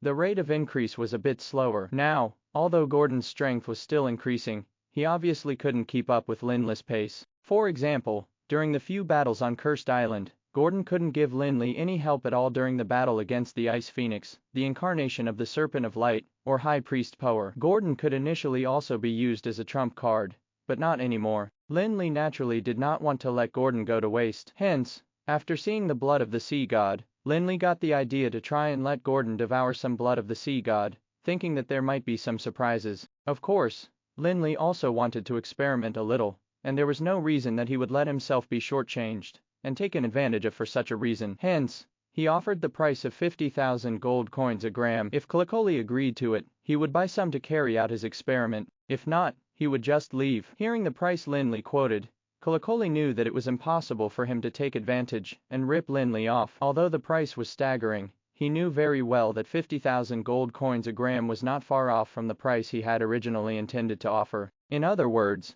Lin Li managed to accurately guess the real value of the blood of the sea god, even though he had never seen it before. Although the blood of the sea god had a good reputation, it actually wasn't very rare in the sea territory of the Octopus clan. Unlike ordinary minerals which were non-renewable, the blood of the sea god was considered a renewable resource because of its ultra-high activity. Besides, as Lin Li mentioned, the addition of an automatic repair ability came with hidden side effects that were not negligible. Hence, the price couldn't rise to an outrageous amount. However, 50,000 gold coins a gram was still quite a high price compared to other magic materials. No matter what, the blood of the sea god was also considered unique to the Octopus clan, and would indeed come in handy when drawing mages. In particular, one of the main sources of wealth for the Octopus clan was the high-level magic scrolls. The addition of the blood of the sea god allowed the magic scrolls created by the Octopus clan to have a longer lifespan than ordinary magic scrolls. After all, the mana source of the power of the magic scrolls did not come from magical crystals, as no one would add a large magical crystal to a magic scroll. The combination of the magic materials and the mana that would be added during the creation of the magic scrolls acted as a guide to mobilize the magical elements in space,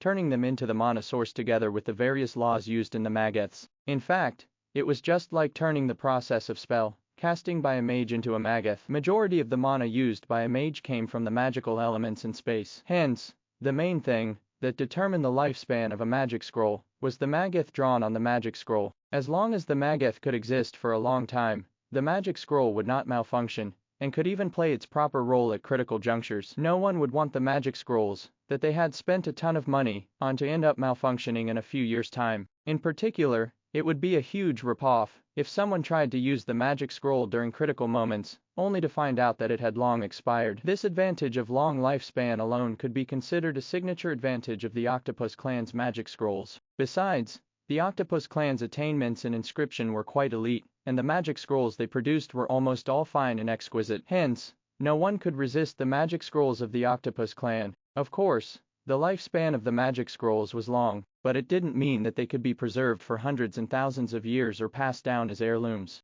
The mana in the magic materials would also dissipate. If it could be preserved for thousands of years, without any reduction of mana, they would probably be at about the same level as the semi-divine artifacts. It was not something that an ordinary inscription master could produce, nor was it achievable with the blood of the sea god, even if it could be preserved for hundreds of years. However, that was attractive enough for the people who would spend twice or thrice the price of ordinary magic scrolls. Hence, Kolokoli felt that the price of 50,000 gold coins a gram was still quite acceptable, even though it was only a tenth of the previous asking price. However, when Kolokoli was about to agree and ask Lin Li how much of the blood of the sea god he intended to buy, someone interjected, "How much does that blood of the sea god cost? I want it all." Two people then walked over. They were none other than Lin Li's old acquaintance, Kantori, and another Octopus clan member, who looked similar to Kolokoli. Check Nuoval Ch at November bin, calm. The one who said he wanted to buy all the blood of the sea god was Kantori, who walked towards Lin Li with a smile on his face, and said with some embarrassment, "What a coincidence, President Falik, I didn't expect you to be here too. I'm really sorry. I also came here because I heard that the blood of the sea god can be bought here." Was it really that coincidental? In fact, Lin Li was well aware that it was just one of Kantori's tricks to embarrass him and get in his way. However, Lin Li didn't bother to say anything. After taking a glance at Kantori, he turned to look at Kolokoli and said, "There should be about 40 grams of blood of the sea god in this box. So that's exactly 2 million gold coins. This is the amethyst card of the Glitter Gold Trade Union. Ring this up together with those magical materials." Although the Glitter Gold Trade Union did not monopolize the entire financial sector in the Gilded Kingdom like they did in Anral, it still had a highly authoritative position in the financial sector here with the massive financial power they amassed in Anral, even with all the restrictions in the Gilded Kingdom. Hence, the amethyst card of the Glitter Gold Trade Union could be used here like cash. They just had to perform a few more transactions and transfers during the payment. Just as Kolokoli was about to take the card from Lin Li, Kantori spoke again.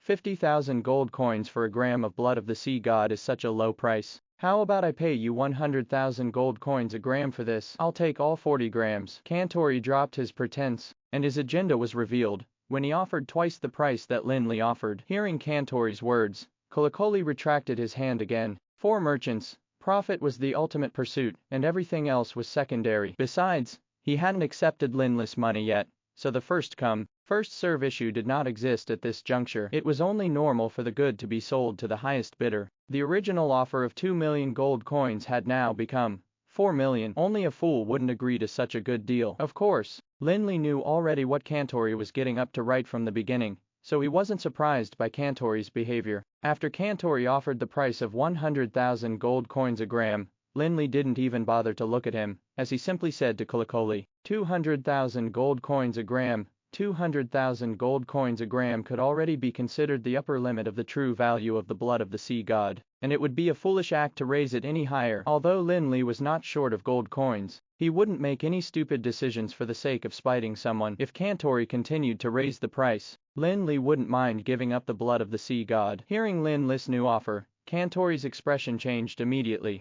8 million gold coins was not a small amount. Although Kantori could afford that sum of money, he would be the one to be embarrassed if he paid such a high price for something that he couldn't use just to embarrass his enemy. If Kantori wanted to win the bid against Lin Li, he obviously couldn't offer the same price. He would at least have to offer a sum of more than 8 million gold coins. He could offer a couple of million gold coins more than Lin Li, but he would at most make Lin Li a little irked. He would also seem like a miser, and in the end, he would be making a fool of himself instead. Besides, even if the price was only 8 million gold coins, it still didn't seem like a good deal for Kantori. 8 million gold coins could allow him to buy a load of useful things, and there was no point in spending money on something of no value. He was not an inscription master, so the blood of the sea god was of no use for him. If he let someone else have it, he could probably recover some losses, but he could only sell it to others at the normal price, and not such a staggering price. In the end, he would be at a loss. Kolokoli was waiting for Kantori to offer a higher price,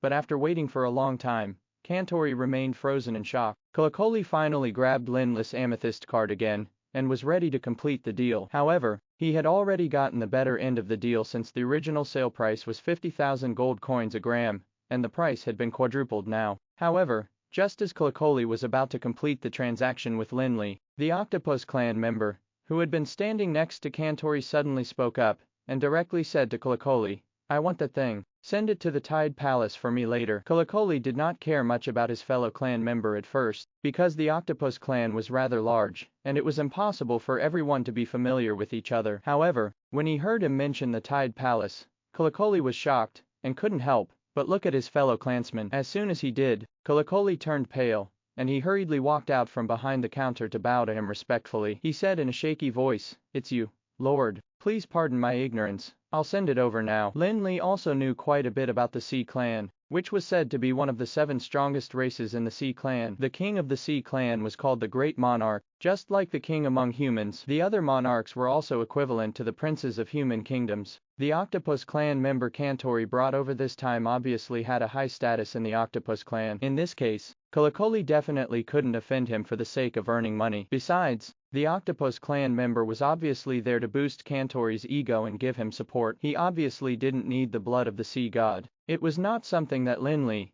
could handle with gold coins alone. After all, there were very few people who would choose money over their lives. However, the blood of the sea god didn't matter much to Lin Li in the first place, so he wouldn't mind not buying it. Hence, Lin Li did not say anything. He simply put away the amethyst card, turned around, and prepared to leave as he chose not to purchase the magic materials that he intended to buy, either. He could buy them in another inscription material store, anyway, so he felt that there was no point in making things difficult for Kolokoli here. However, just as Lin Li turned around to leave, the big shot of the Octopus clan spoke again in an arrogant tone. "These things are of no use to me, but you must have high attainments in inscriptions since you intended to buy these things." Unfortunately, the Octopus clan also has some attainments in inscriptions. "If you can come up with a piece of work to impress me, I don't mind giving you these things for free." The big shot of the Octopus clan was quite polite, but everyone could tell that it was not just a plain exchange of inscription insights. Instead, he was simply insulting Lin Li. Everyone knew that the Octopus clan was the best in inscriptions in Anral, just like how the Rotterdam kingdom was the best at alchemy. He was definitely a monarch of the Octopus clan, hence, his talent in inscription had to be the best in the whole Octopus clan. However, despite being a young man in his early 20s, Lin Li was already a sanctuary powerhouse, which was also the reason that others assumed that his attainments in inscription were mediocre. After all, inscription required a great deal of energy to study and learn. Even if a person started learning inscription from a young age, 2 decades might not be enough for them to accomplish great achievements, not to mention in the case where a large amount of time was spent on learning magic. Hence, after the big shot of the Octopus clan said that, Kantori's expression immediately became smug as if he had already seen Lin Li's feeling embarrassed and being in a wretched state. Although it seemed to have no direct effect on Lin Li, and Kantori wouldn't get any real benefit from it, he felt that it would be good to vent some of his anger. As for the big shot of the Octopus clan, he didn't have any special expression on his face apart from his usual arrogance. After all, for someone like him, defeating a human in the field of inscription didn't seem to be something to be particularly proud of. In fact, if it weren't for the Kantori, he would not have bothered to waste his precious time on such a human who he could tell at first glance had little attainment in inscription. While hearing the provocation of the big shot of the Octopus clan, Lin Li didn't have much of an emotional fluctuation. He merely glanced at them indifferently before saying, "I don't have anything that can convince you, but if you have something that convinces me, you may show it to me." Kantori gloatingly thought to himself, he really doesn't know any better. If he'd simply fled without saying anything, it would have been fine. Unfortunately, he clearly doesn't want to give up, and he wants to see our strength. However, in this case, it is the same as accepting the challenge, and I'm afraid Fulik will only continue embarrassing himself further. The big shot of the octopus clan guffawed loudly twice. As if he had seen through Lin Li's intentions, he said, "Sure, I'm in a good mood today. I shall show you what inscription really is." After saying that, he strode out of the store. They soon arrived outside the store, and the Sea Clan members nearby who had received the news also gathered over there at this juncture. Although not all of them were from the Octopus clan, they were still from the Sea Clan, after all, so when they heard that someone of their clan was about to teach a human a lesson, they naturally didn't want to miss the opportunity to witness the exciting scene. After going out of the store, the big shot of the Octopus clan cast a disdainful glance at Lin Li, and without saying anything else, he bellowed. In an instant, 8 magic arms appeared out of nowhere. They did not take any magic materials, and simply began to draw some maggots quickly with ink that they inherently produced. In the beginning, the movement of the 8 arms could be seen, but they soon became phantoms that seemed to stir up a massive fog in the middle of the rod. Magic patterns and magic runes also began to appear on the road. At the same time, a mana fluctuation also appeared in the center of the road before increasing rapidly. Soon, the bubbling stream turned into a massive flood. Towards the end, the mana fluctuations forced the surrounding Sea Clan members to look around, and they couldn't help but retreat one after another. In space, a large number of magical elements was attracted by an invisible force, and they were accumulating to form a massive elemental storm, which connected to the maggots on the ground. The top of the elemental storm was just like a massive vortex that covered the sky and distorted the space. It could be seen from the phenomena alone that the maggot that was being drawn was definitely not ordinary. Although Kantori did not research much on inscriptions, he could still feel them. Hence, when he looked at Lin Li, the smugness in his eyes got more and more intense. However, to Kantori's disappointment, there wasn't the slightest surprise and panic on Lin Li's face, even though the latter was also watching the drawing of the maggot. It was as if it was just a very ordinary thing. That made Kantori feel secretly resentful as he couldn't help but think, how pretentious. Let's see how long you can keep pretending. Let's see if you can continue being this smug when it's your turn to draw the maggot. At this juncture, Lin Li did not even pay attention to the look in Kantori's eyes. Instead, he watched the big shot of the Octopus clan perform. Although his attainments in inscription were so high that he felt that watching the big shot draw the maggot was akin to adults watching children fight, he couldn't say that the Octopus clan was useless. Lin Li noticed that the big shot of the Octopus clan had used a unique technique to draw the maggot, which was something that the humans couldn't learn at all. For example, he would start drawing on different positions at the same time, without making the power of the maggot appear to conflict with each other. However, it was impossible for humans to draw it like that, because humans only had 2 arms each, so the sequence of drawing would be important. Although humans could also cast the magic arm spell, such as the hand of the mage that Lin Li had once used, it was still the same as using one's mind on the drawing of maggots. The hand of the mage that mages cast could basically only be used to make a grasping action. There was no way it could carry out complicated tasks like drawing a maggot. The 8 magic arms of the Octopus clan were considered a type of affinity spell of theirs. Those 8 arms were a part of their body, just like their normal arms. Hence, there was no need for deliberate manipulation. When drawing maggots, the effect achieved by the 8 arms was akin to a few people drawing maggots together with incredible efficiency. Of course, the magic arms of the Octopus clan were not only used to draw maggots, but could actually be compared to powerful magic weapons. Each magic arm possessed great power, and ordinary people would not be able to resist an attack launched with brute force. They could also make multiple magic hand signs to cast multiple magic spells at the same time without stopping. That was also one of the important reasons that the Octopus clan could become one of the 7 hegemons of the ocean. It was not that others showed them respect only because they could draw maggots. In the ocean, great strength was revered, and the Octopus clan had gained their current position entirely because of their powerful strength. The other thing that Lin Li was interested in was the magic ink that the big shot of the Octopus clan used to draw maggots. Usually, inscribers would use a variety of magic materials to prepare different types of customized magic ink that was to be used for drawing different maggots. For example, if one wanted to draw ice element maggots, they would have to add ice element magic materials to the ink. Likewise for fire element maggots. However, the Octopus clan had the ability to generate magic ink that was attached to their own mana, with unparalleled magic affinity and stability. More importantly, the magic ink was suitable for almost any type of maggot, and they could exert the corresponding power of the maggot without letting the impact be affected by the attributes. In addition, The magic ink generated by the Octopus clan also played a huge role in improving the success rate of drawing mageths. If inscribers added a drop of the Octopus clan's magical ink when preparing their own, there would be a high rate of success, because it would correct all the deviations in the original formula, preventing a failure of the mageth. Hence, if the other inscribers could get a vial of the Octopus clan's magical ink, they would put it away and cherish it like it was a precious treasure. Even the loss of a single drop would be really heartbreaking for them. In the blink of an eye, the mageth drawn by the big shot of the Octopus clan was almost completed. As he was at the final stage of drawing, the entire space began to tremble slightly. Immediately afterwards, the 8 magic arms ended the drawing with the last few strokes. The large elemental storm in the sky above the mageth also suddenly started rotating quickly. It even surged towards the mageth. With a loud boom, the ground seemed to shake a few times, and the sky was instantly clear again. A mageth that was exuding the light of Manhwa finally appeared in front of everyone. As soon as the mageth was formed, everyone around it, be it humans, or those of the Sea clan,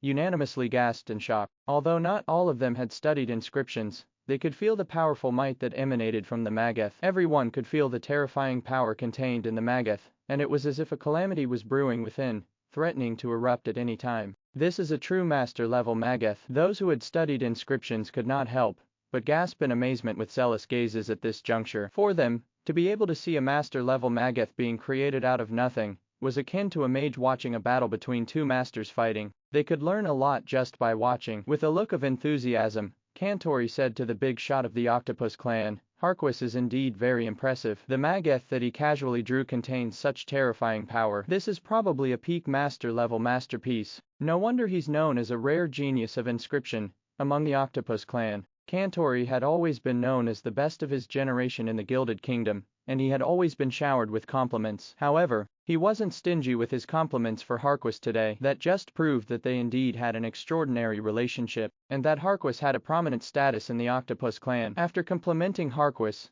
Kantori turned to look at Lin Li, and smugly said, "President Flick, you might not know this, but this is Harquis, the beloved son of Monarch Hegel, who is also an inscription genius. His attainment in the field of inscription has reached the peak of the master level, and he's only one step away from reaching the guru level. What do you think of this mageth, President Flick?" Hearing Kantori introduce Harquis, the surrounding crowd had already gotten into an uproar before Lin Li even reacted. Harquis obviously enjoyed great fame and had a high status in the Sea clan. He was respected by the rest of the Sea clan too, and in fact, many of the female members of the Sea clan even began screaming and swooning near him hysterically like they were smitten fans of an idol. Harquis seemed to have been very flattered by such a scene, and the arrogance and conceit on his face seems to have intensified after hearing that compliment. With some contempt in his gaze, he looked at Lin Li and said, "President Flick, my mageth has been completed. Now, isn't it time for you to show us yours too?" After hearing Harquis' words, everyone fixed their gaze on Lin Li. They had already found out just now that Harquis was drawing the mageth to compete with a human in inscription. However, after seeing the mageth that Harquis had drawn,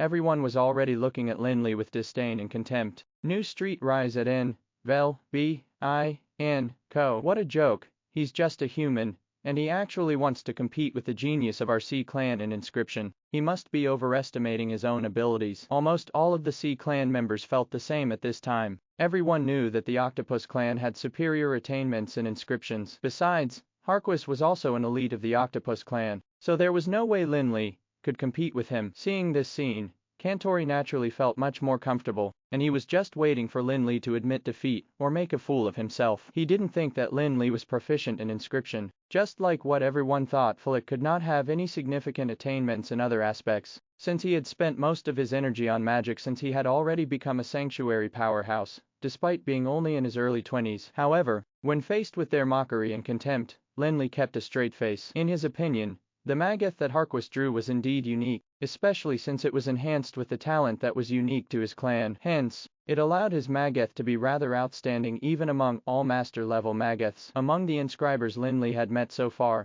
Harquis' attainments in inscription could be considered the best. Even without the enhancement of his talent, Harquis' knowledge in inscriptions alone was enough for him to be considered a master of inscription. However, for Lin Li, who had just started to get in touch with Divine Smith-level mageths, he really wasn't that impressive. Seeing how smug Harquis was, Lin Li shook his head in amusement, and casually took out a bottle of ordinary starfish ink that was not comparable to the ink of the Octopus clan. In fact, it should be one of the most common materials used for drawing mageths. If one wanted to use the starfish ink to draw mageths, they would often have to add other magic materials and mix them together according to a certain formula before the ink could be used. Lin Li didn't take out the bottle of starfish ink with the intention to draw mageths. Instead, he tossed it towards the mageth on the ground in front of the crowd. The ink bottle was shattered with a loud bang, and the ink inside, that was contained in it, splattered in all directions, instantly staining the master-level mageth. Lin Li's actions immediately stunned everyone, who felt that what he had done was simply too shameless. They thought that he was trying to ruin Harquist's mageth, because he couldn't draw a better mageth himself. In their opinion, that was simply shameless. Why, you're the president of a guild. How can you do such a shameless thing? Kantori snapped, unable to contain his anger anymore. He was initially extremely displeased with Lin Li. Seeing how shameless Lin Li was, he no longer cared about his manners and gentlemanliness. The people around him also began pointing fingers at Lin Li, but they dared not go forward to hit him, because they felt that his strength was unfathomable. In particular, Harquist was considered the pride of the Sea clan, so even if they didn't dare to fight Lin Li, they still had the guts to criticize him. However, after doing all of that, Lin Li did not even bother with those people, nor did he say anything more to Harquist. He simply headed straight back to Kalakala's store, picked up the things he wanted to buy, including the box of blood of the sea god, and left after paying for them with some gold coins. In the eyes of the people present, Lin Li's actions were detestable and obnoxious. He had not only polluted and marred Master Harquist's mageth, because he was too incompetent to draw a good mageth, he still had the cheek to take those items and leave self-righteously. They wondered, how can there be such a shameless person in this world? Even those despicable and scheming villains would at least pretend a little. This guy has got no shame at all. At this moment, the people present suddenly became more agitated as they kept cursing at Lin Li, who had already left. Since he was no longer there, they naturally dared to curse without restraint, even though Lin Li was far more capable and stronger than them. However, they didn't expect Lin Li, the young mage in his early 20s, to be a sanctuary powerhouse. At this juncture, Kantori obviously wouldn't miss the opportunity to add fuel to the fire. Looking at the furious Harquist, he exclaimed, "Harquist, I'm so sorry. I should have considered that Flick is from a faraway countryside in the breezy plains, and has always been shameless and tyrannical. He never spares a thought for others regardless of what he does. To be honest, if it weren't for the generosity of the king of my kingdom, I'm afraid I would have declared war on the Tower of Dusk." Kantori then began to rattle on and on, from how Lin Li had brutally destroyed the Fifth Fleet of the Gilded Kingdom, over a trivial matter, to how Lin Li had recently disrespected the Gilded Kingdom, and made a scene at the barracks of the Royal Guards. Of course, when talking about that matter, he also repeatedly emphasized how concerned the Gilded Kingdom was about the overall situation, and how he could not bear to see the breezy plains suffer. After all, those events were considered the dirty linen of the Gilded Kingdom, so he naturally had to explain why the kingdom had been tolerating Lin Li time and time again. However, to Evrion's bewilderment, Harquist remained silent when Kantori told him all about Lin Li's overbearing, despicable, and tyrannical behavior. He simply kept his eyes fixed on the marred mageth on the ground. Harquist was naturally furious about the fact that the mageth he had created was married right after he had finished it. Be it when he was in the clan or in other places, his masterpieces would immediately be surrounded by plenty of people who would sing praises for his works right after they were completed and put on display. However, this time, his work was actually stained in front of everyone else, making him feel an urge to go out immediately and teach that human mage a lesson. However, after taking a look at his mageth, which he thought was marred, the exasperated Harquist suddenly froze in place, and could not move at all. The stains should have looked extremely obvious, but when he looked at the stains, he suddenly felt that it seemed to somehow match the mageth. Deep down, Harquist did not think that the ink that Lin Li threw out casually would contain any kind of profound meaning. However, even with such thoughts, he still could not help but keep his eyes peeled to the mageth. No one noticed that the anger in Harquist's eyes was gradually replaced by a somber look when his attention was drawn to the mageth. Gradually, Harquist didn't even realize that there was nothing else in his eyes, as it was as if all the clamor around him had gradually vanished. The only thing that existed was the marred mageth and the stain on it. After all, Harquist was a distinguished master of inscription, and even without the advantage of the natural talent of the Octopus clan, his attainment in inscription was truly at master level. Although he was still in disbelief, he really felt that his mageth seemed to have undergone an unexplainable change after the stain appeared. Could it be that there is something mysterious about that stain? With further observation, Harquist's thoughts began to waver. At this point, he suddenly remembered a part of common sense that he had overlooked. If Lin Li had damaged his mageth, the mageth should have retaliated. Mageths could not be destroyed easily, and if a Magath could be damaged by a bottle of ink, there would be no point in the existence of the profession of inscription. If that were the case, whenever one encountered traps and defensive barriers made of Magaths, they could break it easily with a bottle of ink. In fact, not to mention splashing a bottle of ink, even if the Magath was blasted by a powerful magic spell, it would not be destroyed as long as the power of the magic spell did not exceed the power of the Magath. If one wanted to make the Magath malfunction, they would have to have a deep understanding and profound mastery of the structure of the Magath, its laws, and the way it worked. As with cracking magic gears, one would have to follow the correct steps to stop the operation of the power of the Magath. Otherwise, it would definitely cause a strong counterattack of the Magath. The Magath that Harquas created was truly at the level of a master, and once its power erupted, it would probably be enough to erase the gift of the sea market from the city. If Lin Li had really marred the Magath with a random bottle of ink, the Magath should have issued a powerful counterattack. That sort of common sense was known not only to inscribers, but also the vast majority of people who knew nothing about inscriptions. Due to the fact that it was too common, the infuriated Harquas didn't even think of it. In fact, even the people around him probably didn't think of that ordinary issue either. With that strange feeling that arose within him, and after remembering that common sense problem, Harquas couldn't be calm anymore. Regardless of the effect that the stain had on the Magath, the fact that it did not cause the Magath to retaliate was enough to show that Lin Li was not simple. With that thought in mind, Harquas couldn't be bothered to be angry either, as he channeled all his mental energy and attention on his work, truly committing his energy to studying the impact of the stain on the Magath. In Harquas' opinion, although he could not tell anything at first, it was only because he did not think in that direction. Simply put, he had underestimated his opponent. With his attainments in the field of inscription, it should not be difficult to solve the issue if he really put effort into studying it carefully. However, when Harquas really channeled his energy into trying to decipher the effects of the stain, he discovered that things seemed far from as simple as he thought. He was surprised to find that under the influence of that stain, the structure of his own Magath, which was initially the most basic one, had changed into one that completely exceeded his knowledge. Harquas originally thought that regardless of the change of the Magath would not break free from the original framework. It would at most influence the original power of the Magath by enhancing or reducing it. After all, things could not be added or removed from a formed Magath easily. However, Harquas now realized that he was somehow unable to recognize the Magath that he had personally drawn. In other words, the Magath had essentially become a completely new one, in terms of its structure and its laws. If the original Magath was offensive, the current one might be defensive. If the original Magath had water attribute, the current one might have fire attribute, or attributes of other elements. What made Harquas even more stumped was that he was now unable to analyze the nature and power of this brand new Magath, which was actually his own Magath that was altered by the ink. He had never seen any Magath like the current one at all, and despite his deep knowledge of inscriptions, he could not analyze it. At this point, Harquas knew that he had already lost. Regardless of whether Lin Li had really drawn a new Magath in its entirety, the fact that the bottle of ink that he had casually tossed had resulted in a drastic change was enough to show that Lin Li's attainments in the field of inscription were not something that he could compare to. However, Harquas did not want to give up just like that. The more he could not analyze the mystery of this Magath, the more he concentrated on it. As he was the most outstanding master of inscription among the young generation of the Octopus clan, the pride within Harquas made him unable to bring himself to give up such a challenge easily. On the other hand, in the opinion of the people beside him, especially Cantori, Harquas' emotional changes from his initial fury to his suppression of anger, and finally to the point of turning pale and shivering, were obviously a manifestation of anger. Flick, you're finally getting karma for your obnoxious and condescending behavior. This time, you've provoked a person whom you cannot afford to provoke. Cantori was secretly overjoyed, and he said to Harquas, Harquas, don't worry, I will testify for you regardless of where we go. Flick was being completely unreasonable. Not only was he incompetent,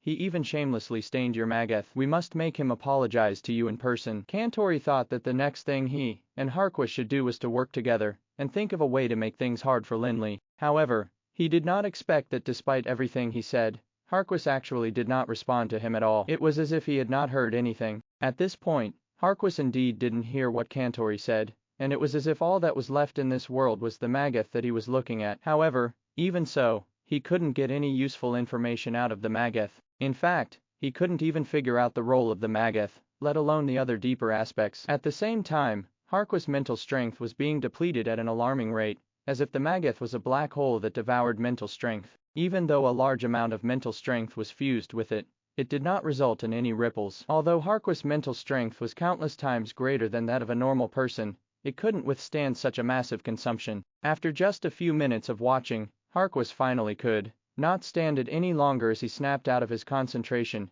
and stumbled backwards uncontrollably with a look of exhaustion on his face. "Harquist, what's the matter with you?" exclaimed Cantori, who was standing right beside Harquist. He quickly reached out to hold Harquist while secretly rejoicing. "I didn't expect Harquist to be so narrow-minded to have been angered by Flick to such an extent. If the elders of the Octopus clan saw this, they'd definitely go confront Flick and settle scores with him immediately." However, Harquist still did not respond to Cantori. Instead, he took 2 steps forward and took out a 16-sided crystal from his arms. It was known as memory crystal and could record some important images and store them for a long time. Harquist had finally come to terms with reality and figured out that the Mageth was not something he could understand and crack. Hence, he wanted to use the memory crystal to record the Mageth and bring it back to consult the elders about it. As he mouthed a silent incantation, the memory crystal flew out of his hand and hovered above the Mageth. The faint rays of light spread out, and the Mageth was soon engraved on the memory crystal. Thank you for watching Mystic Realms Recap.